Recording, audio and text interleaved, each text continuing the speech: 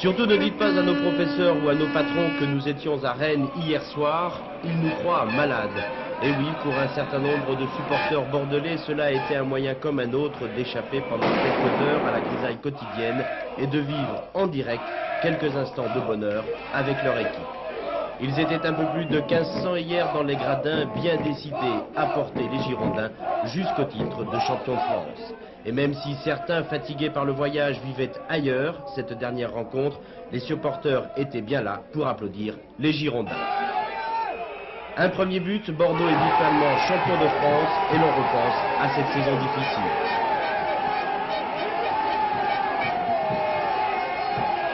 Le bilan, c'est que ça a été quand même la prise de conscience et la grande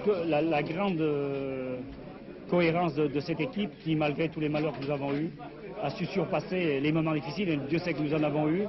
Et puis, je dirais que l'ambiance aidant, nous avons su déjouer un tout petit peu tous les pièges de ce championnat qui, indiscutablement, a été incertain jusqu'à la fin.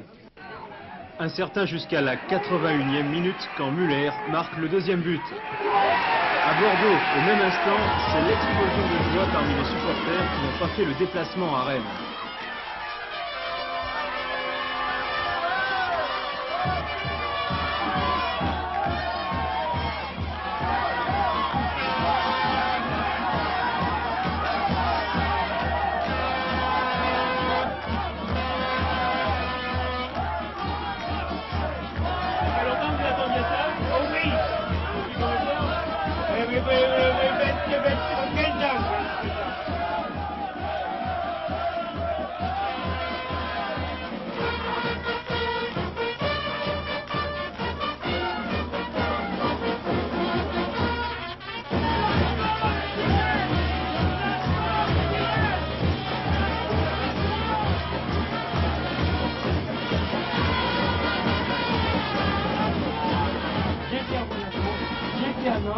J'étais ancien et Rennes, Bordeaux.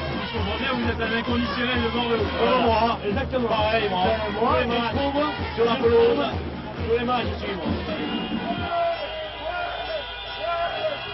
Dès la fin du match, des milliers de personnes convergent vers la place Gambetta. Puis la foule se dirige vers l'aéroport pour accueillir son équipe. Parmi les supporters, Yannick Viatek, le capitaine des Girondins qui remportèrent le titre en 1950. Viatek qui n'a pas pu cacher son émotion. Ça fait un effet vraiment extraordinaire. Vous ne pouvez pas vous imaginer. J'en ai pleuré de joie. D'ailleurs, j'ai encore cette émotion. Vous voyez, j'ai du mal à m'exprimer parce que ça me fait vraiment quelque chose d'invraisemblable. J'ai l'impression, si vous voulez, d'avoir gagné ce match, d'avoir gagné ce championnat une seconde fois.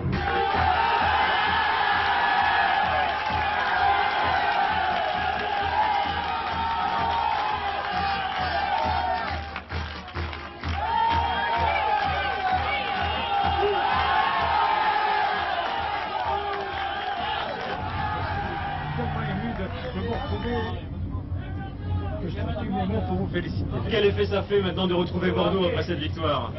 Bah écoutez, là c'est maintenant qu'on va vraiment partager toute notre joie parce que on revient chez nous là un peu. Quel plaisir, non? Je crois qu'on avait vécu une grande soirée de football à Rennes là-bas et puis je suis content que maintenant on vienne partager ça avec les supporters de Bordeaux. Les supporters, ils n'ont pas toujours été là, en tout cas on l'a dit chez vous. Oui, non mais écoute, je veux dire de la même façon que nous on n'a pas toujours été présents, mais ce qui compte ce soir c'est le titre et c'est comme dans un ménage, vous savez, il y a des hauts et des bas. Vous allez être l'équipe à Abbas maintenant, ça va être difficile pour vous. Vous savez, avant de parler de la saison prochaine, on va d'abord savourer ce titre-là. Je pense qu'on ne veut pas que ça n'aille aussi vite. C'est une longue nuit qui vous attend là.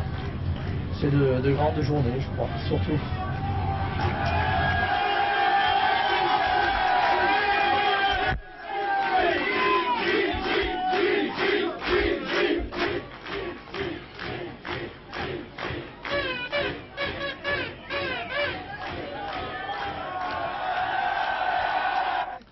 Et oui, pas de trêve pour les Girondins, même au lendemain de cette folle nuit qui les consacre champions. Et comme après chaque match, ils se sont donc retrouvés ce matin à 10h15, balle au pied pour un décrassage salutaire sur la plaine du Haillon.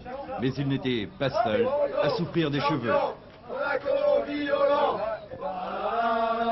là là là. Ils étaient 2 à 300 formant le dernier carré, des supporters encore debout, prêts tirés, mine défaite, tenue surréaliste, la rime pauvre, Bordeaux rimant avec champion, Monaco avec violon. Les joueurs, fatigués et intimidés par cette toute nouvelle gloire un peu envahissante, ont fait leur sortie à travers la haie de ces derniers fidèles. Parmi les plus applaudis, Bernard Lacombe et bien sûr Aimé Jacquet. Ça fait 15 ans que j'attends ça, hurler d'une voix éraillée, un pourtant bien jeune supporter. Pour d'autres, c'est 34 ans, ça vaut bien une nuit blanche.